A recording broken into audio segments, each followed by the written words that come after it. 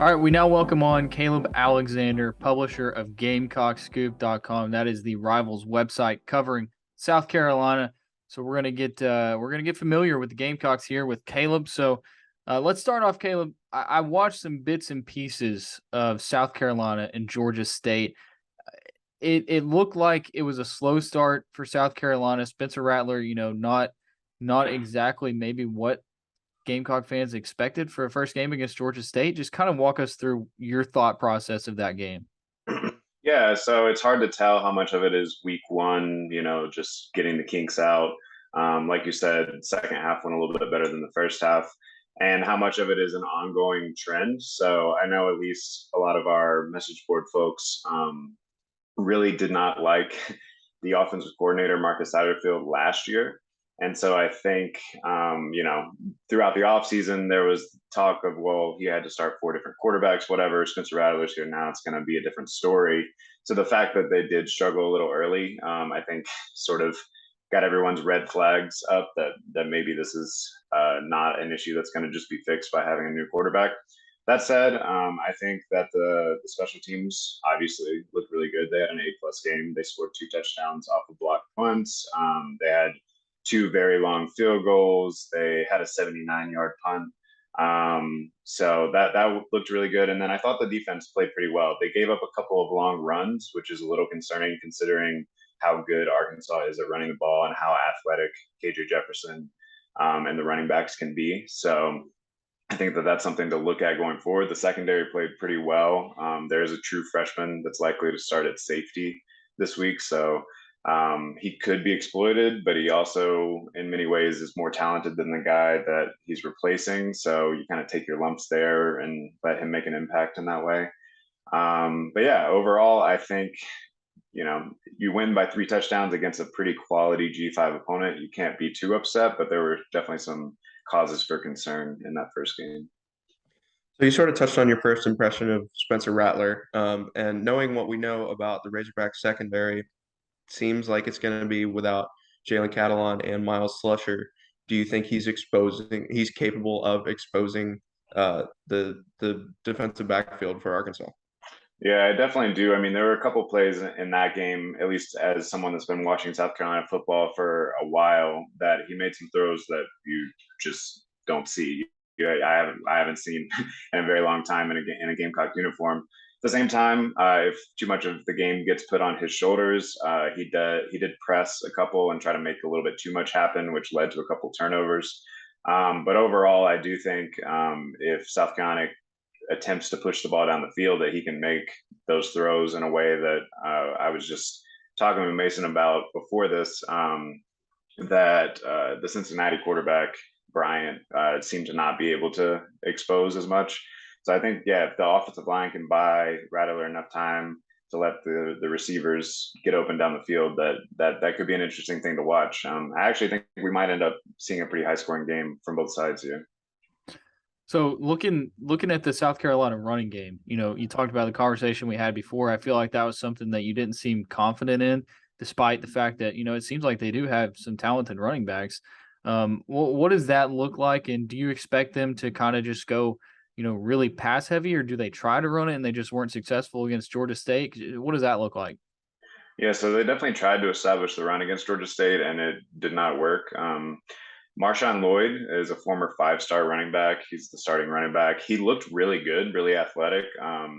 There was a one play in particular where he hurdled a Georgia State defender on third or fourth and short to get a first down. But it was like this heroic effort for a 4 yard gain. And to me, that was kind of the story of the game, is like he didn't look bad as a running back, but the offensive line didn't do him any favors in their run blocking. And the receivers really on the perimeter didn't do him any favors either. They also will take Jaheim Bell, who's a tight end, but they kind of use him in this wide back sort of role like Deebo Samuel and with the 49ers. He got 6 or 7 carries out of the backfield, little toss plays. And then they were going to rely on Christian Beal-Smith, who is a transfer out of Wake Forest, but he has been kind of banged up here through the first couple of weeks of the preseason into the first week. So I don't know that he'll be back this week, and they have a sophomore in Juju McDowell, who's more of a lightning sort of change of pace back. He's a little smaller, but he's speedy.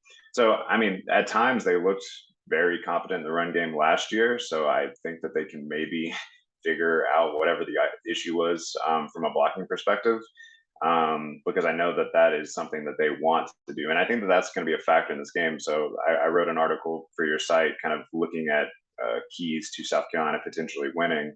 And I don't think that they can win a game in which they have to, completely rely on the pass, mostly because I think that gets you into a situation where Arkansas might dominate the time of possession. And I don't know that they have the depth on defense to keep KJ Jefferson contained if you give him that many opportunities. So looking at the stats from last game against Georgia State, it looks like the Panthers, is that their mascot? Yeah. Outgained the Gamecocks 200 to 79 on the ground. Do you see that getting any better for South Carolina this week against Arkansas, which led the Power Five in rushing last year? Yeah, so I mean, I think that Georgia State's a nice warm up for Arkansas in some ways. So yeah, Georgia State rushed for 200 yards. I believe 89 or something of that came on 2 carries. They had 2 long runs.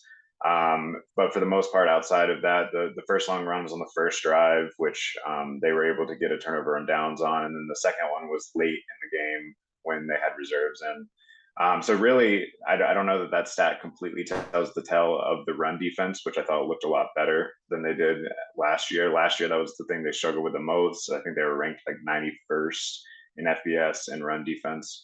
But the thing that Arkansas has that Georgia State did not have is KJ Jefferson. So Georgia State has a running quarterback that looked pretty good, but when push came to shove and they did keep contain and made him actually throw the ball down the field, he just couldn't make the throws.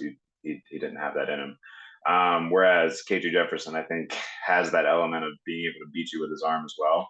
And that's the real dangerous part here. So I do think South Carolina's run defense can play well enough to sort of limit Arkansas to force them to throw it sometimes.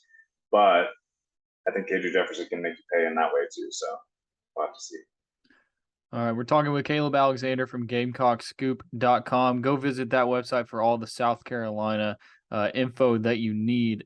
Caleb, I'm curious. So we talked about Spencer Rattler exposing the Arkansas secondary, but I watched a few clips and it looks like even Georgia State had some plays where they were able to expose the South Carolina secondary. Do you think that KJ Jefferson can do that? Because I'm just assuming KJ Jefferson and the Arkansas receivers are probably a little bit more talented than Georgia State. Yeah, I mean, I think that the biggest concern maybe is safety and linebackers, because I know that Arkansas's tight end Trey Knox is pretty athletic. That's his name, right? Trey Knox. Yeah, pretty athletic. And the linebackers, while they stepped up in run defense, aren't the most athletic linebacker core in the SEC. So I think having to run around with Knox is going to be a little bit of an issue. Like I said, safety, they have a transfer in Devine Reed, who played for 5 years at Central Michigan. He's really solid, really good.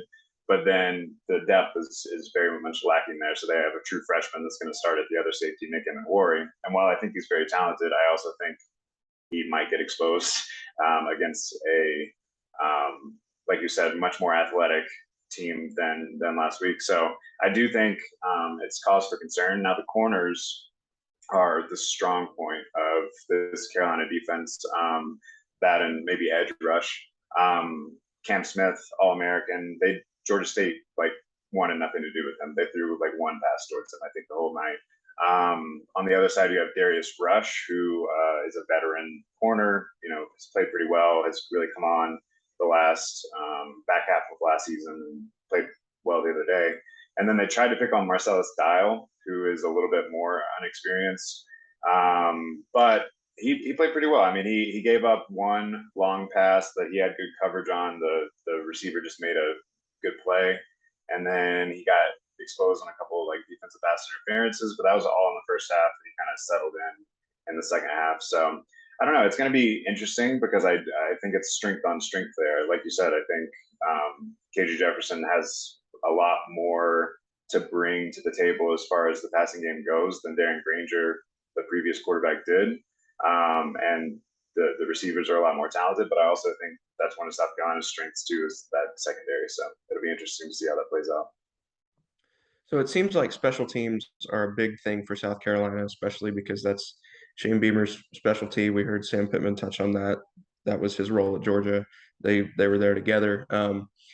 Under Scott Fountain, the Arkansas special teams coordinator, it seems like the Razorbacks have had some early season special teams woes, at least the past 3 years. Maybe not last week against Cincinnati, but it's been an issue in the past. Do you see special teams as an area that will elevate South Carolina to a win if they're able to execute as well as they did last week? I mean, if they're able to pull that off again, for sure. But that's a little rare, getting one punt block return for touchdown, let alone two. I do think that special teams can be an X factor here. I think that South Carolina spends a lot of time on it. I believe one of the quotes, I can't remember which player, DQ Smith or one of the people that returned punt block for a touchdown last week, kind of said after the game, well, we spent so much time on it, we might as well be good at it. And it's true. They really emphasize it. They're also going to be aggressive. They went for an onside kick in the first half against Georgia State last week. They faked a field goal that converted for a first down that ultimately led to a touchdown on that drive. So, yeah, I think in a game that probably favors Arkansas on the other two aspects, that special teams is something that they're going to have to get a couple of wins on to kind of even out the playing field. So I'm going to kind of put you on the spot here, Caleb. Give me an X Factor player for South Carolina on both sides of the ball that could possibly win this game from a play that they make. Yeah, so someone that kind of came out of nowhere for South Carolina last week was wide receiver Jalen Brooks. He had 4 catches for 80 yards, most of those down the field. And like I said, South Carolina really prioritized some horizontal sort of screen game stuff, but the few times they did go down the field, that's who Spencer Rattler was targeting. So I would look for him. He's pretty athletic, can win one-on-one battles as far as jump balls and stuff like that. And he made some pretty difficult catches last week. So I think that that's someone that they'll try to get involved down the field. And then on defense, I would say that Jordan Birch, which is the former 5-star defensive end, really needs to become a factor against KJ Jefferson and really trying to put some pressure on him, because that's what he's specializing in. So last week he created several hurries, but didn't quite get any sacks. He's only got 1 sack on his career, but all the talk this offseason was that he was finally going to sort of step into this role. And he's the highest rated defensive line recruit the South Carolina's had since Jadeveon Clowney. And by all means, this offseason, he's playing like it. So I think that he could end up being a bit of a factor on Saturday. All right, last thing for me here. As of this recording, the Razorbacks are 8.5-point favorites, which I'm having trouble believing that they'll cover after the way they played last week. But can you offer us a score prediction for this week? Yeah, so maybe some of my readers are going to be a little disappointed in me, but I did pick Arkansas to win. I said at the beginning of the season that between Arkansas, Georgia, Texas A&M, and Clemson, I do think South Carolina is going to win one of them. Those are probably the 4 hardest games on the schedule. So maybe they pull it off this week. Maybe it's one of the ones later. But if I'm being realistic, I picked Arkansas to win 37-31. So I don't have them covering either. I think it's going to be a pretty high scoring game. I think that big plays are going to be a big factor, but ultimately it's going to be tough to go into Fayetteville and win on the road. Yeah, I'm going to be honest. After watching Clemson play, I think that that's a winnable game for South Carolina. Like, they were playing Georgia Tech and they ended up winning 41-10, but it was not a 41-10 game for most of the game. But Caleb Alexander from GamecockScoop.com. Go visit Gamecock Scoop for all that South Carolina coverage. Caleb, thank you for taking some time today, and we'll have a story with him. He kind of gave us some insight. That'll be on the website soon as well. So once again, thank you, Caleb. Yeah, thanks for having me. All right.